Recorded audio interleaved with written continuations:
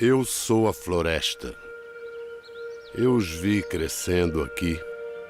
Eles partiram, mas eles sempre voltam. Sim, eles sempre voltam. Pelas minhas árvores, sua madeira, minhas plantas, seus remédios, minha beleza, seu refúgio. Eu sempre estive aqui para eles. E eu fui mais que generosa. Em alguns momentos, eu dei tudo para eles. Agora acabou. Para sempre. Mas os humanos, eles são tão espertos, com suas mentes privilegiadas e polegares opositores. Eles sabem como fazer as coisas incríveis. Então, por que eles ainda precisariam de uma velha floresta como eu? Matas, árvores, eu, hein? Bom, eles respiram ar. E eu fabrico ar. Será que eles já pensaram nisso?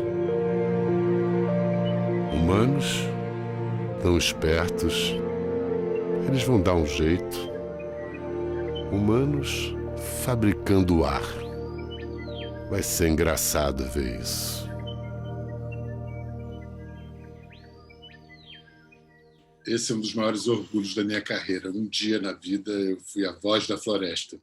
E hoje quisera a floresta tivesse um coro de bilhões e bilhões e bilhões de vozes, porque a voz da floresta está rouca, está cansada, ela está ferida, está queimada. E agora eu tenho a oportunidade de conversar aqui com pessoas que emprestam as suas vozes há décadas e o seu conhecimento para dar voz à floresta. Dos Estados Unidos, nós temos a honra de compartilhar essa sessão com Thomas Lovejoy, um biólogo, ambientalista americano, o biólogo americano mais brasileiro que a gente conhece, um profunda vivência da Amazônia e que ficou famoso entre vários outros atributos por ter cunhado o termo diversidade biológica, que depois foi abreviado para biodiversidade. Tem também com a gente o saber e a paixão do saber de Carlos Nobre, cientista, pesquisador brasileiro que é referência para quem quer conhecer a Amazônia e os possíveis caminhos para a sua salvação, que é nossa também, principalmente. E, afinal, mas não finalmente, está aqui comigo o colega jornalista Felipe Pazini, que trabalha há anos na prática e na teoria pela Amazônia. E acontece da gente falar hoje no exato momento em que o Pantanal brasileiro sofre seu mais grave incêndio, pelo menos até onde eu sei, de que se tem notícia. Até mesmo o governo negacionista brasileiro reconhece a gravidade da situação, tanto que declarou estado de emergência no Mato Grosso e no Mato Grosso do Sul. Os números dão conta de que este ano no Pantanal já foram mais de 1.684 pontos de incêndio contra 494 no ano passado. Isso dá um aumento de 126%. No Cerrado, o aumento foi de 5%. No Amazonas, o INPE, na Amazônia ou no Amazonas, agora não sei bem, o INPE registrou 2.002 focos de incêndio contra 742 focos no mesmo período do ano passado, o que dá um aumento assustador de 170%. E como que para marcar simbolicamente essa situação, no dia da independência do Brasil, no dia 7 de setembro, Manaus, a capital do estado do Amazonas, amanheceu coberta por uma densa e extensa nuvem de fumaça. Bom, lendo jornais, Carlos Nobre, a gente sabe que o Pantanal está a arder e que a Califórnia também enfrenta incêndios como mais terríveis do que nunca. Quais são as diferenças, as semelhanças, diferenças e especificidades de cada caso? O que está acontecendo no Pantanal e o que está acontecendo na Califórnia? As semelhanças são o fato de que a Califórnia também está experimentando cada ano ondas de calor e secas. A Califórnia viveu a mais longa seca do registro histórico, 2012 a 2017, 6 anos de seca consecutiva. Isso aumentou demais a mortalidade da floresta da Califórnia, normalmente uma floresta seca, também vegetação gramínea, mas no sul, a parte mais seca da Califórnia. E, portanto, o material combustível estava todo presente lá na Califórnia. Então, esses últimos anos, com períodos muito quentes e secos, fez com que qualquer faísca, e muitas são descargas elétricas, mas, infelizmente, muitas são humanas, como a linha de transmissão que foi derrubada pelo vento muito forte, o vento de Santa Ana, e aí deu a faísca, um pneu de um ônibus, de um caminhão, que saiu e a roda fez a faísca, e um fogo de artifício numa festa que caiu no meio dessa floresta seca. Então, isso que está acontecendo na Califórnia. A semelhança com o Pantanal é uma excepcional onda de calor e onda de seca. Nós tivemos o 2020 foi o mais seco no Pantanal desde 1973. O ano passado já choveu muito pouco na transição da estação seca, em outubro e novembro, para chuvosa. Teve muitos incêndios no Pantanal naquela época.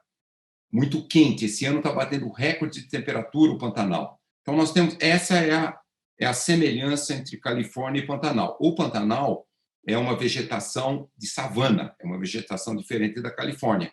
E uma enorme diferença.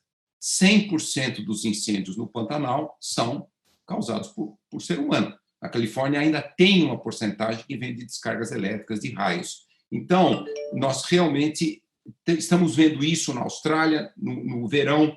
Nós estamos vendo explodir esses incêndios de florestas, porque o clima está mudando e a geração das faíscas, do fogo, tem aumentado demais. É o Global Biodiversity Outlook 5, o painel global da biodiversidade, acaba de ser divulgado, e das Nações Unidas, e com a expressão "a humanidade está numa encruzilhada", porque nenhuma das metas estabelecidas há 10 anos em Aichi, no Japão, para controle da influência do antropoceno, da devastação causada pelo homem, nenhuma dessas metas foi alcançada. Com relação à floresta amazônica, quais eram essas metas e o que se alcançou? Nobre ou Lovejoy, quem quer responder? Professor Lovejoy, primeiro. Então, primeiro, o relatório que saiu hoje, o Outlook, significa que temos uma crise biológica no nível do planeta mesmo. Não somente esses ecossistemas que estão em fogo, mas uma perda de biodiversidade de quase qualquer ecossistema no mundo. E é o momento para uma wake-up call, que nossa maneira de viver nesse planeta está insustentável. E que temos uma nova visão para desenvolvimento, e eu gosto de dizer manejar a planeta viva, mas a chave disso é de manejar nós mesmos, Então, temos bastante inteligência que podemos aplicar e desenvolver soluções, mas também precisamos de uma vontade política. Felipe Pazzini, queria também a sua reação a esse relatório da ONU, mas o seu depoimento, porque você vem testemunhando na prática há 15 anos o desenvolvimento dos sistemas agroflorestais na Amazônia. Para quem não tem a menor ideia do que seja isso, o que são esses sistemas e que riscos eles correm nesse momento? Bom, primeiro agradecer, né, e agradecer de estar na presença de tantos gigantes, assim, para mim é um privilégio muito grande. Eu acho, Bial, que não só para a Amazônia, né, a Amazônia é porque é um grande símbolo, mas os sistemas agroflorestais não estão em risco, na verdade eles surgem como uma grande solução, porque a agricultura, né, a agricultura no mundo, isso não é uma coisa recente, né, uma agricultura de forma geral, né, nos últimos 10 mil anos, pelo menos as agriculturas que foram dominantes, elas desconsideraram o que era a tecnologia natural do planeta. Né? E o planeta, desde 10 mil anos para cá, quando terminou o último período glacial, ele virou floresta. Assim, de cabo a rabo, em todos os continentes, virou floresta. E e o ser humano, desde então, ele se empenha em conter floresta, em destruir floresta. Então, o que está acontecendo agora, numa escala muito global, ela aconteceu em outros ecossistemas em escalas menores, né? Quando a gente estuda, e agora então principalmente numa ciência que vem nos últimos 20, 30 anos, da gente estudar fóssil de pólen, né, de ver como que eram esses ecossistemas antes da presença humana, era tudo floresta. Então, desde do Império Romano, que destruiu, né, que levou à degradação, ou que acelerou a degradação do norte da África, que era um lugar, né, paradisíaco, Oriente Médio, né, aqui onde a gente está na Península Ibérica. E agora a gente vê o Brasil como sendo um dos últimos refúgios, né, de biodiversidade, de floresta, como ela deveria ser, e sendo completamente ameaçada por essa nossa forma de pensar. E aí eu concordo muito com o Mr. Lovejoy, que é uma mudança que a gente precisa fazer internamente. Né, e os sistemas agroflorestais, eles vêm um pouco nesse sentido, de fazer com que, ao invés de nós tentarmos conter floresta, né, que a gente gasta muita energia em contendo floresta, a gente tentar usar essa tecnologia, usar esse mecanismo, esse funcionamento, essa forma, essa estrutura, para poder ter tudo que a gente precisa para viver, né, e não precisar explorá-la para a gente ter as coisas que a gente precisa para viver. Mas, Felipe, quando você fala sistema agroflorestal, para a gente entender, é a prática de agricultura na floresta? Explica isso. Tá. Desculpa, então, talvez tenha ido um pouco adiante. Então, sistemas agroflorestais, e aqui eu me refiro muito ao que a gente chama de agricultura sintrópica, que são os sistemas agroflorestais que vêm da abordagem de um suíço que já vive no Brasil há 40 anos, que é o Ernest Goethe. E ele é a grande referência em sistemas agroflorestais, colocou o Brasil no mapa, né? O Brasil hoje é igual o jiu-jitsu, né? O Brasil é o maior especialista em agrofloresta no mundo. E são sistemas que buscam mimetizar, né, emular o funcionamento do ecossistema daquele lugar, né, assim, do lugar onde se faz a intervenção. Então, como hoje a ciência já nos dá elementos suficientes, né, para saber que praticamente todos os ecossistemas do mundo, né, exceto algumas exceções, umas ou outras, eles viraram florestas, então a gente consegue fazer uma agricultura que mimetiza o processo de funcionamento de uma floresta. Né, e ela principalmente se apoia em dois pilares, que é a sucessão natural e a estratificação.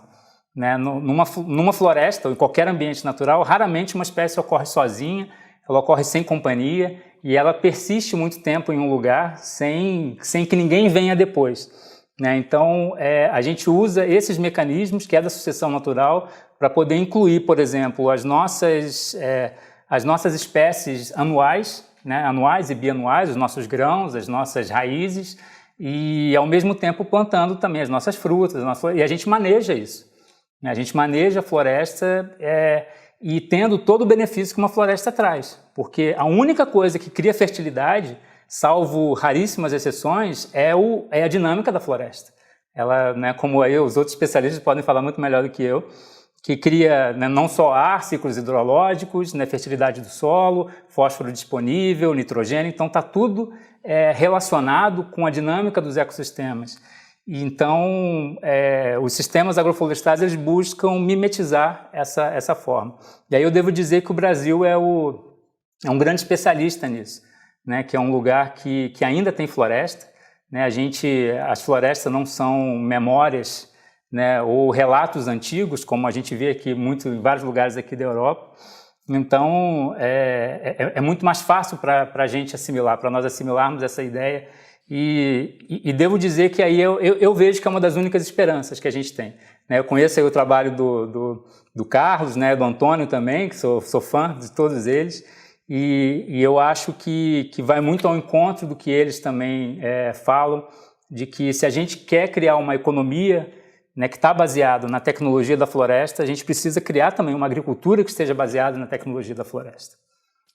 Mais uma vez, voltando à importante referência que o professor Lovejoy fez, que isso começa por cada um de nós. Então, para isso, a gente tem que ganhar corações e mentes, não tem jeito. Primeiro, Carlos Nobre, como a sua reação a esse relatório da ONU, que parece tão desolador, é desolador mesmo? Sim, é desolador. Vários estudos estão mostrando esse risco. O painel de biodiversidade e serviços ecossistêmicos da ONU também vem mostrando esse risco. 1 milhão de espécies estão com risco de desaparecer. É muito desolador. Por quê? Porque quando as pessoas são perguntadas, em todo o mundo, mas vamos dizer assim, aqui no Brasil, as pessoas demonstram uma grande vontade de preservar a natureza, de preservar a biodiversidade. Por exemplo, há uma unanimidade nas pesquisas de opinião, 90% a 95% dos brasileiros são contra o desmatamento da Amazônia. Então, nós realmente temos que entender essa desconexão entre a vontade das pessoas, por exemplo, do povo brasileiro, e as ações das políticas públicas ineficientes e de alguns setores econômicos que ainda acreditam que tem que expandir a agricultura tradicional em cima da floresta, em cima do cerrado, em cima da Mata Atlântica. Quer dizer, nós precisamos realmente, vamos dizer assim, implementar uma democracia muito mais representativa e que, de fato, possa usar a ciência moderna. E não só a ciência moderna, é importante mencionar sistemas agroflorestais. Na América do Sul, quem primeiro praticou sistemas agroflorestais? Os indígenas. A floresta amazônica é toda antropizada. Só que os indígenas que chegaram 2.000 anos atrás, eles desenvolveram, entre aspas, os sistemas agroflorestais dos indígenas que tinham a mesma biodiversidade da floresta enriquecida de variedades. Tem mais de 500 variedades de mandioca, mais de 1.000 variedades de cacau e inúmeras outras variedades, os jardins caiapó. Quer dizer, então, nós como realmente mergir esse conhecimento tradicional que vive bem dentro da biodiversidade e com a floresta e com os ecossistemas preservados, com a vontade moderna do povo brasileiro de preservar a Amazônia, preservar a Mata Atlântica, preservar. Então, nós temos realmente que implementar muito mais fortemente a democracia, porque a democracia tem que representar a vontade do povo brasileiro. E se nós fizermos isso, nós realmente vamos reduzir o risco desse ponto de não retorno da biodiversidade. A Amazônia tem a maior biodiversidade do planeta. Esse tipping point, o ponto de não retorno na destruição do bioma amazônico, professor Lovejoy, ele já chegou? So I think it's very important to point out that almost all of the science underneath the tipping point is Brazilian science. First, Aeneas Salati demonstrating the hydrological cycle of the Amazon, which basically shattered the global dogma, which held that vegetation was simply the consequence of climate, had no influence on it whatsoever. So he is sort of the unsung hero in all that science.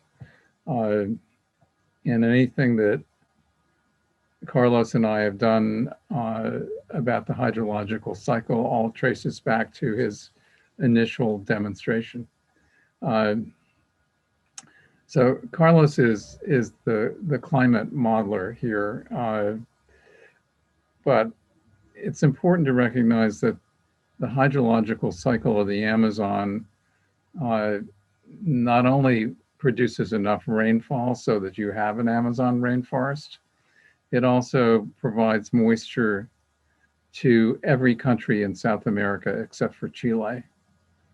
And it includes, agriculture in central Brazil. So it's part of the continental climate system, and it needs to be taken care of and not forced to a tipping point. So Carlos and I have had these conversations over the years about how much deforestation could cause the cycle to degrade to a point where in some parts of the Amazon, like the South and the East, there just would not be enough rain to have a rainforest. So I think we're actually at the tipping point, but we haven't sort of pushed it over yet. So we have the symptoms in terms of longer dry season and tree species changing in the directions of ones that like dry conditions. But it's not too late to do something about it. And that will involve reforestation, not all of which has to be natural forests. Some of it can be production forests, along the kinds of things that Felipe was talking about. Carlos, então, o que o professor Lovejoy nos explica é que nós estamos com o pé na linha do ponto de não retorno. O que fazer, então? Reflorestamento, como o Lovejoy apontou, mas em que bases? Começando de onde? Como? É muito importante, em primeiro lugar, zerar o desmatamento. Nós tivemos um aumento do desmatamento no ano passado significativo no Brasil, na Bolívia, no Peru, na Venezuela, só na Colômbia diminuiu um pouquinho ano passado. Esse ano nós estamos tendo um aumento ainda maior, talvez 30% de aumento do desmatamento na Amazônia brasileira. Então, a primeira realmente determinação é um rápido processo de políticas públicas efetivas, combate ao crime, o crime organizado, o crime ambiental, que responde por mais de 90% do desmatamento na Amazônia. E, além disso, nós temos que, naquele sul da Amazônia, que vai desde a fronteira lá com a Bolívia até o Atlântico, nós temos que restaurar. Quer dizer, ali, nós já desmatamos 800 mil quilômetros quadrados da Amazônia brasileira. Se nós rapidamente começarmos a restaurar essas regiões, por exemplo, ali na região de norte de Mato Grosso, parte de Rondônia, sul do Pará, 200, 300 mil quilômetros quadrados, nós vamos começar a fazer a floresta voltar a funcionar.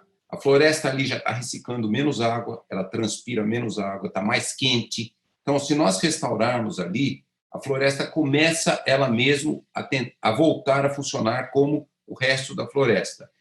E por que isso é possível? Porque, por exemplo, dos 800 mil quilômetros quadrados já desmatados na Amazônia brasileira, quase 200 mil foram abandonados. É uma pecuária de muito baixa produtividade. Então, nós realmente podemos aumentar a produtividade das atividades agrícolas que existem e, com isso, nós temos 200, 300 mil quilômetros quadrados e aí sim nós temos que criar um esforço global, mundial. Eu acho que tem que ter uma contribuição global, não é só nossa, brasileira. Nós temos que ter um enorme projeto global, uma parte dessa restauração florestal, como o Felipe falou, sistemas agroflorestais que dão inúmeros benefícios para as populações locais, e uma grande parte, regeneração de floresta natural. Se nós fizermos isso nos próximos 10, 20, 30 anos, nós diminuímos o risco. Se nós não formos nessa direção, em menos de 30 anos, nós vamos cruzar esse tipping point. Aí, aquele sul da Amazônia vai virar uma savana, e vai virando uma savana, e em menos de 50 anos, nós teremos 70% da Amazônia, uma savana degradada, só perto dos Andes, que ali chove muito, por outras razões, ali a floresta vai permanecer. Mas essa restauração da floresta, como é que isso pode ser feito? Tecnicamente, como é que isso se faz? Tem muitos locais em que os desmatamentos são em áreas próximas à floresta, a florestas vizinhas. Então, o que nós chamamos de regeneração natural. Existem muitas florestas secundárias crescendo na Amazônia em locais onde a pecuária foi abandonada, que é muito comum, porque o solo da Amazônia é muito pobre. Então, não mantém. A pecuária é mantida por 5, 7, 10 anos, que é os nutrientes que existem na floresta. Ele queima a floresta, o solo fica fértil ali por alguns anos, depois abandona-se. Então, ali pode haver regeneração natural em muitas áreas, mas a grande parte precisa um projeto, um mega projeto de restauração. Restauração florestal Bial, é uma coisa importantíssima no mundo. Uma grande maneira de um mitigador da mudança climática em todo o planeta é plantar árvore. A árvore, quando está crescendo, a fotossíntese retira o gás carbônico da atmosfera. Existe um projeto, por exemplo, chamado 1 trilhão de árvores. Antes da agricultura, 10 mil anos atrás, começar, nós tínhamos 3 trilhões de árvores a mais no planeta. Então, 10 mil anos, principalmente os últimos 200 anos, nós cortamos 3 trilhões de árvores. Então, esse projeto quer restaurar 1 trilhão de árvores e a Amazônia pode restaurar 30, 40 bilhões de árvores nessa meta global. Então, isso é muito urgente, nós precisamos realmente criar um esforço global e o Brasil poderia, inclusive, ser um dos líderes desse plano de mitigar as mudanças climáticas, mas também proteger a Amazônia e evitar o tipping point. Felipe, você anda pela Amazônia, você viaja. Qual a consciência do povo que mora lá, que vive a Amazônia, a realidade amazônica desse quadro? Consciência de que se vive muito próximo de um ponto de não retorno. Assim, durante muitos anos eu acompanhei, eu acho que quase 10 anos, né? Eu fiquei viajando para a Amazônia para acompanhar projetos de agricultura, projetos ou de extrativismo, de manejo de áreas de RESEX, né? De reservas de extrativismo. E eu gosto de dar um exemplo, Bial, que foi um projeto belíssimo que eu acompanhei, que foi uma aliança entre a Natura, a Embrapa, universidades e tal, que era para a ideia de fazer o cultivo de dendê em sistemas agroflorestais. Numa época em que o dendê estava entrando com muita força na Amazônia, era considerado uma ameaça, e o projeto ele foi lindamente executado, né? Teve participação de muitos bons cérebros, e porque o dendê é uma planta que né, ela é um inimigo ambiental, né, muito famoso inimigo ambiental, né, responsável por dizimar algumas florestas, espécies nativas, macacos, primatas. Então lá eles fizeram um desenho em que o agricultor, ele desde a implantação do dendê, ele iria também plantar espécies de interesse agrícola. Ele plantaria o feijão, plantaria milho, plantaria mandioca, principalmente a mandioca. Então ele começa a colher desde cedo.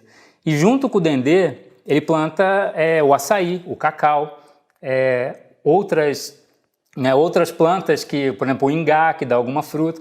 Então ele começa a enriquecer aquele ambiente, mas também plantando o que ele vai colher depois que o dendê deixar de ser produtivo, quando ele fica muito alto e deixa de ser produtivo. Aí entram as castanhas, as andirobas, né? Então seria quase que uma aposentadoria para aquele povo.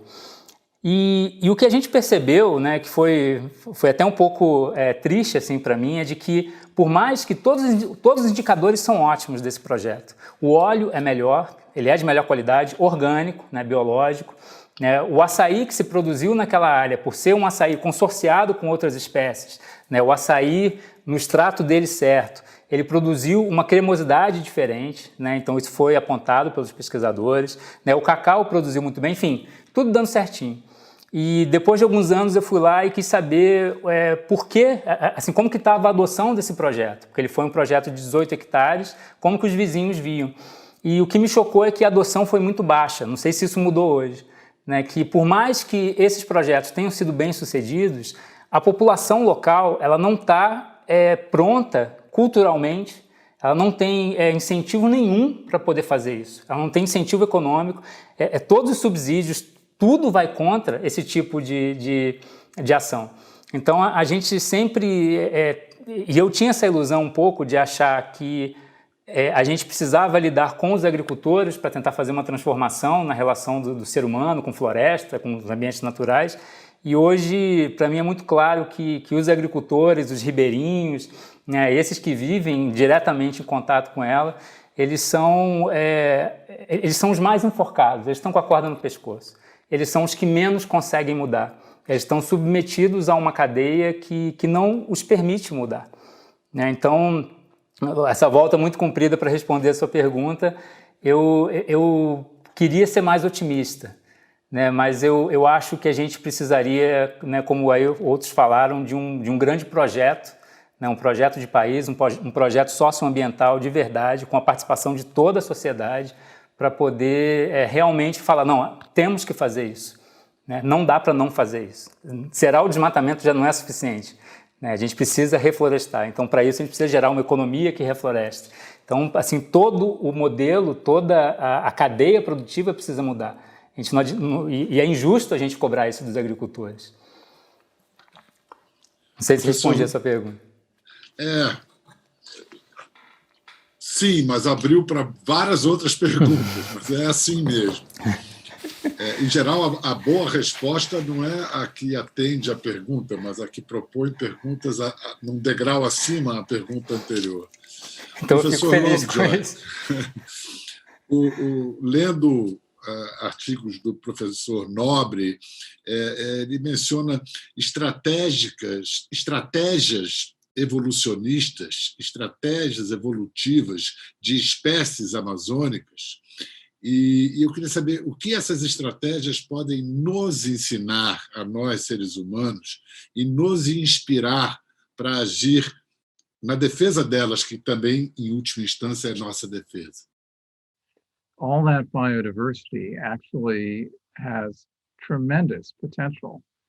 It's like a library which most of the books have not even been cataloged, let alone read. And there will be some adaptations of those individual species there, which will be transformative to the life sciences without any question. It's already happened, sort of almost serendipitously.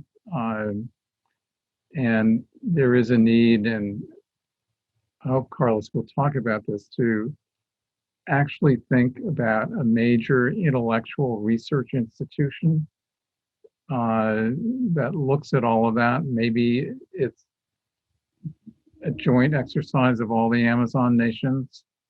But, you know, we already have INPA in Manaus, but it is miserably funded, right? How they manage to produce as much good research as they do is due to the dedication of those researchers. It's not like there's been any continuity of vision since INPA was originally established with that kind of view.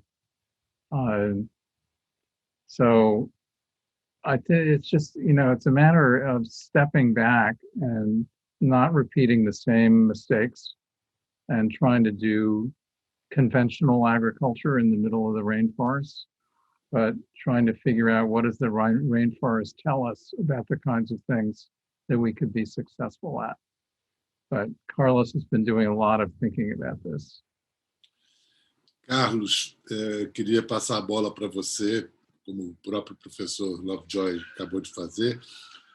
Acho que essa imagem que ele citou é uma grande biblioteca que ainda não foi sequer catalogada, quanto mais os livros foram lidos. E você também me apresentou uma expressão que eu não conhecia, são tecnologias próprias da natureza. Eu queria que você me explicasse que tecnologias, o que são tecnologias próprias da natureza e como nós podemos lê-las, decodificá-las. Açaí, que começou a explodir como um produto de consumo global há 20 anos, quando ele saiu de ser um produto local da Amazônia, começou a primeiro atingir o Brasil e depois atingir o mundo, por que ele virou popular? Uma novela da TV Globo, no final dos anos 90, que o autor gostava de açaí e ele colocou na novela todos os jovens comendo açaí. Você lembra disso, Biel? Você lembra disso? E, de repente, o açaí virou uma coisa dos jovens, de academias, aquela coisa. Aí ele atinge os Estados Unidos, 2 californianos levam para lá, criam uma moderníssima indústria de produtos do açaí. O açaí traz mais de $1 bilhão para a economia da Amazônia. Ele beneficia 300 mil pessoas. Essas pessoas todas, antes do açaí, elas eram pessoas que eram classe E no Brasil. Elas passaram a ser classe D e muito chegaram à classe C.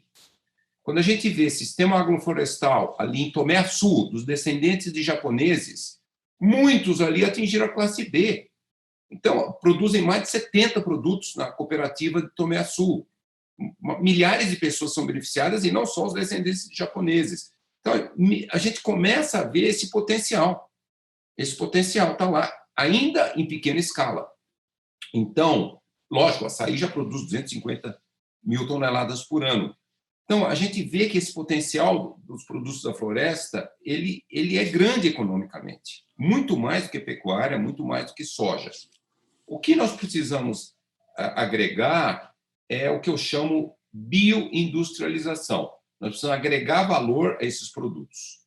E a tecnologia que vem da natureza é aprender muito como que uma floresta mantém um equilíbrio ecológico, biológico, e você aumenta muito a produtividade. Quando você tira tudo e bota uma cultura de uma coisa só, vem uma praga e acaba com a cultura. Por que os japoneses, de descendentes japoneses de Tomé Açu, abandonaram a pimenta do reino? Porque veio um fungo, acabou totalmente. E eles aprenderam com os vizinhos, os amazônidas ali, e começaram a desenvolver sistemas agroflorestais. Então, manter esse equilíbrio ecológico é muito importante. E também a gente precisa realmente vencer um bloqueio cultural que nós trazemos há 500 anos, que herdamos dos colonizadores ibéricos, e começar a aprender com o conhecimento tradicional. Os indígenas, em 12 mil anos que existem humanos na Amazônia, principalmente nos últimos 5, 6 mil anos, eles desenvolveram inúmeros processos de tornar a biodiversidade rentável, fármacos para a medicina indígena, produtos alimentícios, N outros produtos. Eles modificaram o solo paupérrimo da Amazônia em milhares e milhares de locais na famosa Terra Preta dos índios. Então, quer dizer, a gente precisa sair desse orgulho que nós, ocidentais, temos conhecimento, os indígenas são primitivos, imergir o conhecimento moderno que nós temos da ciência moderna com o conhecimento tradicional e buscar esse modelo. Então, um pouco dessas ideias que eu tenho discutido, o professor Lloyd Joy tem me ajudado muito, é como que a gente combina esses conhecimentos, como que a gente traz as modernas tecnologias também do mundo moderno, do século XXI, chamado Indústria 4.0, que são baratas, são amigáveis, são simples, acessíveis, como que a gente traz essas tecnologias e aumenta muito o valor dos produtos da floresta através da industrialização. Por exemplo, nós podemos industrializar na cadeia do açaí, o que o Vale do Silício fez lá na Califórnia, com imenso valor. Nós podemos industrializar todos esses produtos. Mas o maior potencial, Bial, não é nem dos produtos que existem. Como o professor Lloyd Joy já sinalizou, o maior potencial é uma parte da biodiversidade que nós ainda mal conhecemos. Então, nós temos realmente que beneficiar o conhecimento tradicional, que conhece muito mais do que nós da biodiversidade, e também usar a ciência moderna. Lógico, a ciência moderna também tem condições de conhecer o potencial da biodiversidade e aprender muito por exemplo, 1 hectare, deixa eu dar esse dado, 1 hectare, 10 mil metros quadrados, um campo de futebol da floresta amazônica tem o mesmo número de espécies de árvores que têm flores que toda a Europa, só para dar uma pequena comparação. Uma árvore na Amazônia, uma grande árvore, abriga 3 mil diferentes espécies de formigas, que é todo o número de espécies de formigas do Reino Unido ou dos países nórdicos. Nós nunca demos valor para essa riqueza de como se desenvolveu essa máxima biodiversidade nesse clima e nessa biologia dos trópicos. Então, nós nunca olhamos para isso. Nós chamávamos de mato. Corta tudo, aquilo tudo só traz problema. Então, nós precisamos mudar essa cultura, valorizar muito mais a biodiversidade e conseguir, com ciência moderna e com conhecimento tradicional, encontrar esse caminho, o caminho do meio, um caminho moderno, nós chamamos a Amazônia 4.0, para ligar com a indústria 4.0, e aí sim, trazer enorme valorização, principalmente de novos produtos. E é isso que a gente tem chamado os países amazônicos, particularmente o Brasil, eu sou brasileiro, eu uso esse termo, se tornar a primeira potência ambiental da sociobiodiversidade. Nós perdemos a corrida com os chineses, com os coreanos em semicondutores, perdemos a corrida em muitas outras indústrias. O nosso grande potencial do século XXI é nos tornarmos a primeira potência ambiental da sociobiodiversidade. É difícil não concordar com a lógica de seu pensamento, seja socio ou economicamente falando. No entanto, eu não queria, mas é meio que impossível não entrar na seara de uma atmosfera politicamente envenenada. Como é que nós não podemos esperar o governo mudar? A gente tem que lidar com quem está no poder agora. Como encaminhar essas propostas no atual clima político? Olha, nós temos que, lógico, nós estamos vivendo no mundo uma tendência que é uma surpresa para todos os cientistas sociais do mundo. Ninguém podia prever que no século XXI uma tendência de antidemocracia fosse mais crescente do que uma tendência de democracia. E essa antidemocracia também ela é muito associada com o negacionismo científico, o negacionismo da ciência, o movimento de vacinas, terraplanistas, mudanças climáticas e várias outras coisas. Isso foi muito imprevisível. Eu acho que não consigo me lembrar um único cientista que previu 20, 30 ou 50 anos atrás que no século XXI nós viríamos crescer os movimentos antidemocráticos. Um pouco do que cientistas sociais têm escrito a respeito é um pouco da frustração de muitas populações no mundo com a falta de eficiência da democracia representativa. Então, as pessoas começam a olhar um líder, um salvador, um imperador. Então, votam muito nessas figuras que eles acreditam que sejam místicas e míticas, que vão resolver todos os problemas, que vão trazer desenvolvimento, que vão acabar com a corrupção, que vão salvar a pátria. Com a violência. Então, essa coisa que está acontecendo é um fenômeno mundial, não é só no Brasil, não. Brasil, Estados Unidos, Turquia, Bielorrússia, Filipinas e muitos outros países, Venezuela. Então, esse é um movimento mundial. Então, quer dizer, lógico, nós coletivamente temos que lutar muito por uma democracia representativa efetiva. Esse é um primeiro aspecto, não simples, mas um primeiro aspecto. O outro aspecto, aqui no Brasil, eu acho que é nós demonstrarmos isso. E, para isso, Bial, nós precisamos, talvez pela uma das primeiras vezes, começar a colocar a comunidade científica e tecnológica trabalhando juntos com o setor privado. Sempre se espera muito que o governo vai trazer a solução, o governo vai apontar a solução, o governo vai resolver. Então, nós precisamos agora, como nós temos um governo, pelo menos o governo federal, que tem uma posição que não é para esse aproveitamento econômico da biodiversidade e favorece muito a expansão das fronteiras agrícolas de commodities, como pecuária, soja, milho, etc., nós precisamos realmente fazer uma parceria com o setor econômico privado mais avançado, indústrias, até mesmo uma parte do setor do agronegócio, e demonstrar a viabilidade. Então, é esse que nós precisamos fazer. Nós precisamos ir para o campo, nós precisamos ir para a Amazônia, nós precisamos... O potencial da biodiversidade brasileira é gigantesco, todos os biomas, mas, em particular, na Amazônia, e começar a mostrar que o valor dessa nova bioeconomia é muito maior, traz inclusão social, melhora a vida de todos e faz a economia brasileira ser mais vibrante. Então, nós vamos demonstrar isso e talvez ignorar um pouquinho as políticas públicas que precisam apoiar esse modelo, mas demonstrar primeiro. E também envolver a comunidade científica.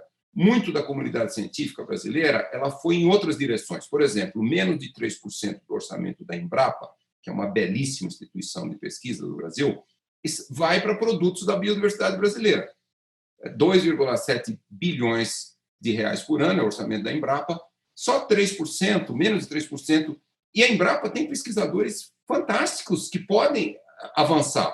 Então, nós precisamos realmente também utilizar a capacidade científica e tecnológica do sistema de ciência e tecnologia, que no Brasil é quase todo público, e, por fim, nós precisamos também desafiar o setor empresarial para investir em inovação. Nós temos muito baixo investimento do setor empresarial em inovação. Então, nós vamos fazer com que o setor empresarial moderno invista em inovação e busque essas soluções, de novo, combinando o conhecimento tradicional dos povos amazônicos com o conhecimento científico. Isso, se nós fizermos isso, nós criamos um modelo de desenvolvimento que não existe em nenhum lugar dos trópicos. Não existe país tropical desenvolvido, com exceção de Singapura, que é um caso à parte que não tem nada a ver com a biodiversidade, é industrial, petróleo. É uma cidade.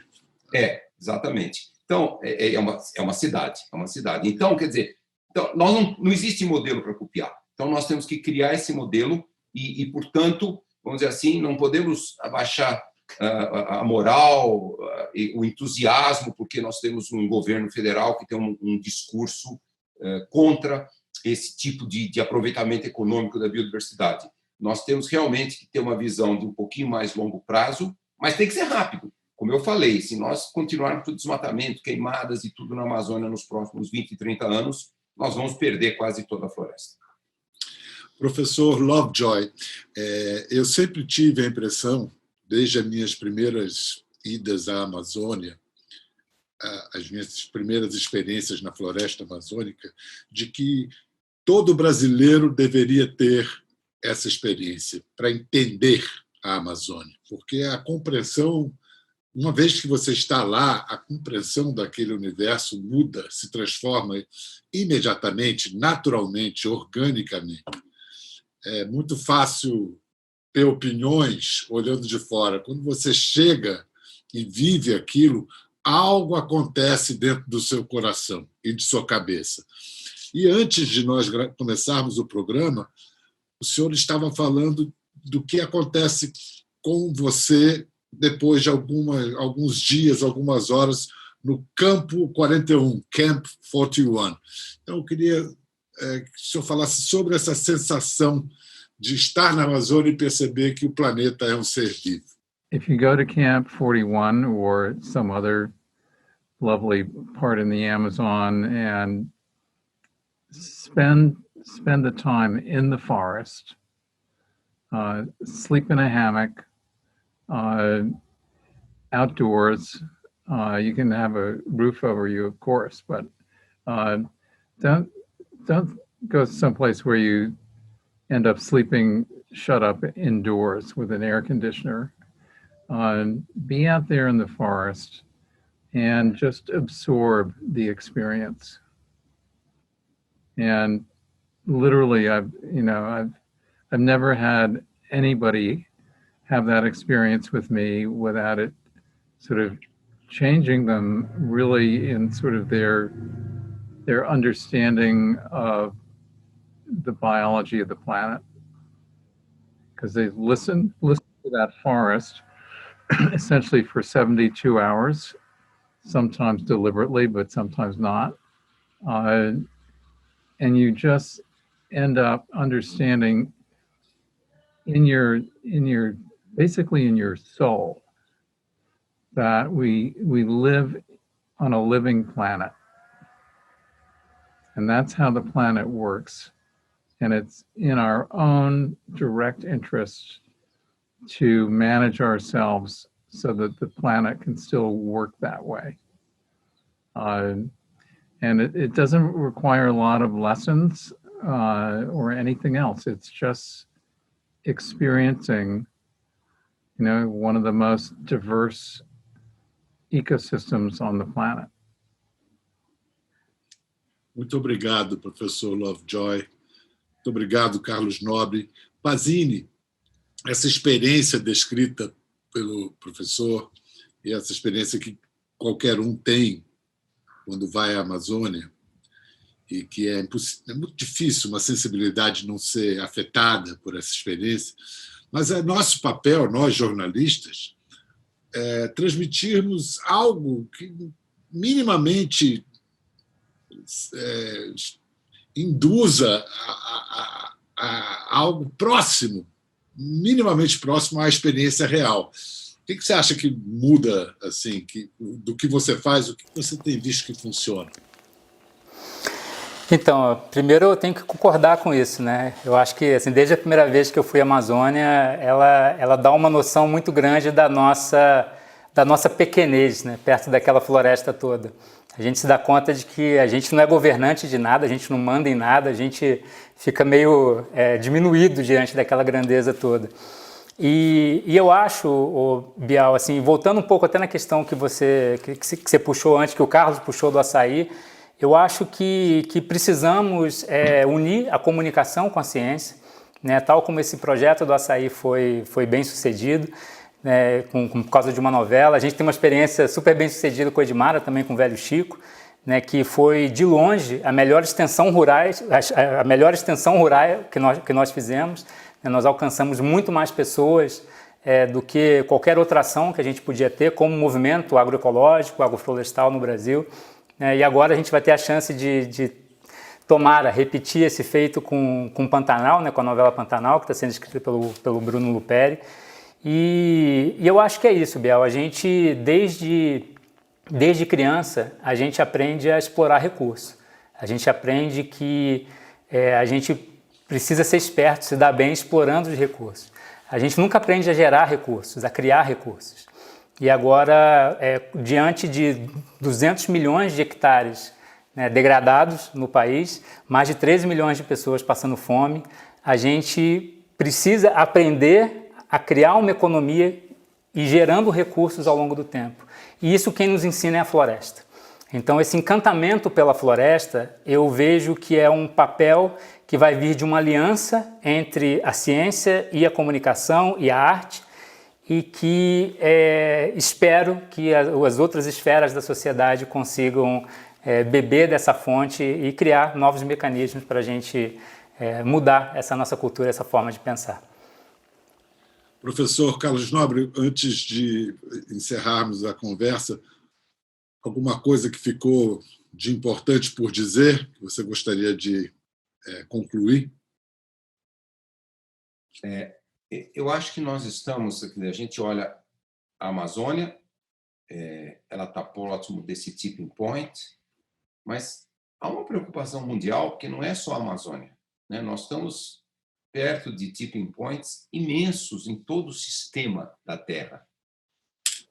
O permafrost, as regiões congeladas do Canadá e da Sibéria estão descongelando, estão queimando aquele solo cheio de carbono, estão liberando, inclusive, vírus e bactérias que estão presos lá há milhões de anos, e eles voltam vivos. Nós estamos modificando as circulações oceânicas globalmente. Nós estamos derretendo muito mais rápido o gelo da Groenlândia e da Antártica Ocidental. Então, nós estamos com muito risco de colocar o planeta numa trajetória que o planeta não vê há dezenas de milhões de anos. Se nós perdermos o carbono que está nas florestas tropicais, a Amazônia tem mais de 400 bilhões de toneladas de gás carbônico lá armazenado. Carbono que vira gás carbônico quando a floresta desaparece. Outras florestas tropicais, o carbono que está lá no permafrost, o metano que está lá enterrado no Oceano Ártico, que pode subir para a atmosfera, uma parte, e virar um gás de efeito estufa muito perigoso. Se nós não tivermos cuidado em irmos para uma trajetória completa de sustentabilidade, mantendo a integridade dos ecossistemas, vamos dizer assim, esquecendo de combustíveis fósseis de vez, indo para energias renováveis, o Brasil tem um potencial de energia renovável gigantesco, nós podemos colocar o planeta numa trajetória que a gente chama, em inglês é hot house, em português seria a casa pegando fogo, no século 22. Isso não está fora mais, não é uma coisa com a probabilidade 0,01%. A probabilidade disso acontecer hoje, pelos cientistas, nós avaliamos, está entre 10% e 15%. É uma coisa assim, uma probabilidade de 10% a 15% disso acontecer é altíssima. E se virar uma hot house, é outro planeta.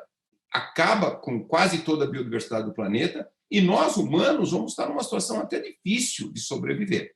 Rio de Janeiro, por exemplo, em todos os dias do ano no Rio de Janeiro, Bial, vocês vão ficar tendo um ambiente climatizado várias horas por dia, porque as condições de temperatura e umidade do rio não permitem o corpo humano sobreviver. Então, isso não é ficção científica, isso é uma coisa que está aparecendo. Por exemplo, esses incêndios no Pantanal, na Amazônia, na Califórnia, na Austrália, na Sibéria, todos estão aumentando numa velocidade muito mais alta do que se previa 10 anos atrás. Então, esses tipping points estão muito mais próximos.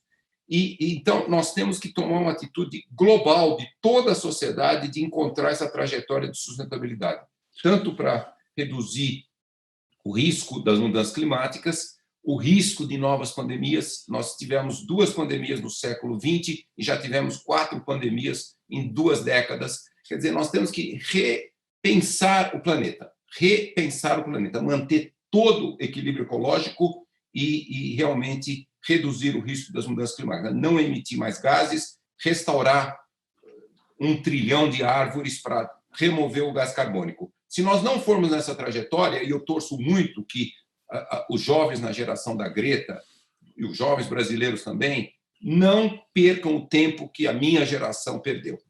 Eu já sou da geração que soube das mudanças climáticas e não fizemos nada. Então, essa é a mensagem que eu gostaria de deixar, que os jovens eles tomem uma outra atitude de vida, uma outra atitude comportamental, que eles exijam respostas democráticas da classe política e que eles mudem os padrões de consumo do planeta para nós atingirmos sustentabilidade. Senão, os riscos são infinitos. Professor Thomas Lovejoy, suas palavras finais.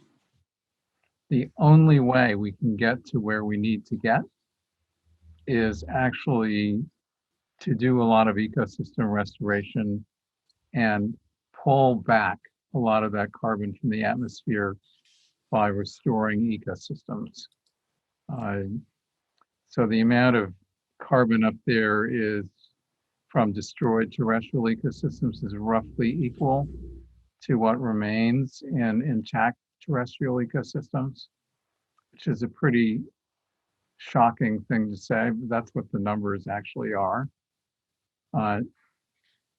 If we restored enough ecosystems to take back 1/3 of that carbon, we could end up with the soft landing that we really have to have. And basically, there's no other solution other than to embrace the fact that the planet works as a linked physical and biological system, and that it's in our direct interest to restore its capacity. Muito obrigado, Thomas Lovejoy. Muito obrigado, Carlos Nobre. Felipe Pazzini, muito obrigado. E está tudo dito. Agora resta a nós trabalharmos por isso. Obrigado. Tchau. Tchau.